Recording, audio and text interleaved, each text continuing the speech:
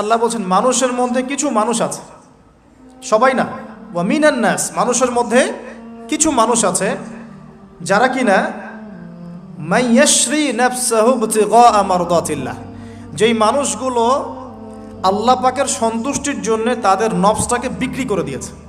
সুবহানাল্লাহ, চারটাখানি কথা না, কিন্তু মানুষের মধ্যে আল্লাহ কিন্তু সূরা বাকারায় বলেছেন শুরুর দিকে, মানুষের মধ্যে কিছু মানুষ আছে যারা মুমিন, কিছু মানুষ আছে যারা কাফের, কিছু মানুষ আছে যারা মুনাফিক, শুরুর দিকে পাবেন। এখানে আল্লাহ পাক বলছেন মানুষের মধ্যে কিছু মানুষ আছে যারা তাদের নফসটাকে আল্লাহর সন্তুষ্টির জন্য বিক্রি করে দিয়েছে। সুবহানাল্লাহ, মানে তাদের জীবনের মূল থিমটাই হচ্ছে আল্লাহ পাকের সন্তুষ্টি অর্জন করা। কোনো কিছুকেই তারা আল্লাহর সন্তুষ্টির উপর প্রাধান্য দিবে না।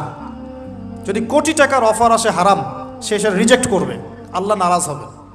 একটা সুন্দরী মেয়ে যদি জেনার অফার করে, সে রিজেক্ট করবে, কারণ সে আল্লাহকে ভয় করে।